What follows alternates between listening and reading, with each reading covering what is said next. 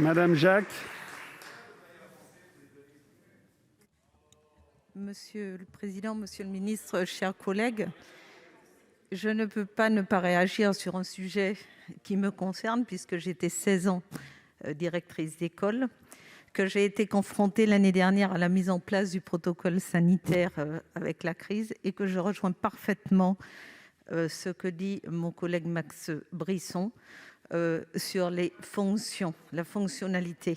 J'ai conduit une équipe de 14 personnes, 11 classes, en demi-décharge.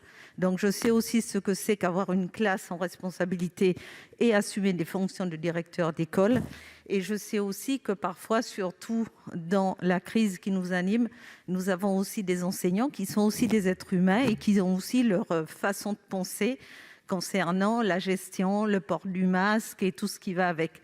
Et il est extrêmement difficile parfois de gérer tout ça et de gérer aussi en face des parents qui sont aussi de plus en plus exigeants, qui attendent de l'école non seulement l'instruction, mais aussi l'éducation à leur place, et qui sont aussi, somme toute, les premiers à porter plainte pour des raisons plus ou moins futiles. Donc le directeur d'école se retrouve confronté à énormément de situations complexes, et il est vrai que parfois il se retrouve bien seul à gérer tout ça.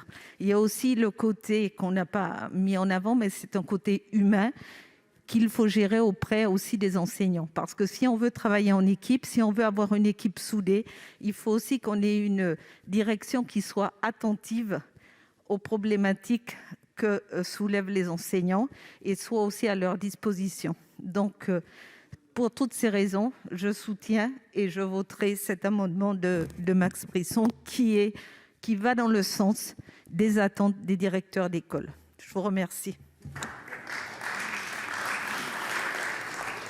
Madame Jacques. Monsieur le président, monsieur le ministre, chers collègues, je me permets d'intervenir par expérience puisque j'ai dû mettre en place dans mon établissement les rythmes scolaires lorsque nous étions passés à la semaine des 4 jours.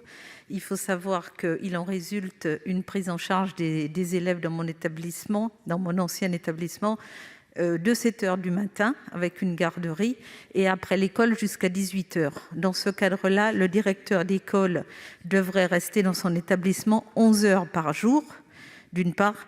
Deuxièmement, l'autre argument, c'est qu'on a souvent tendance malheureusement à comparer l'école de la République à une vaste garderie, et le fait de rendre les directeurs d'école un peu responsables de la garderie, on perd toute crédibilité. Donc j'estime, et je vous demande par respect pour les enseignants, pour tout le travail, parce que enseigner, ce n'est pas seulement rester 6 heures dans une école, mais il y a tout un travail de préparation, il y a tout un travail de prise en charge de la différenciation scolaire pour accueillir tous les enfants dans les conditions et leur offrir une éducation à la hauteur de leurs attentes. Donc j'estime qu'on devrait vraiment faire la part des choses, laisser aux collectivités tout ce qui concerne la garderie et se recentrer vraiment les enseignants sur l'éducation.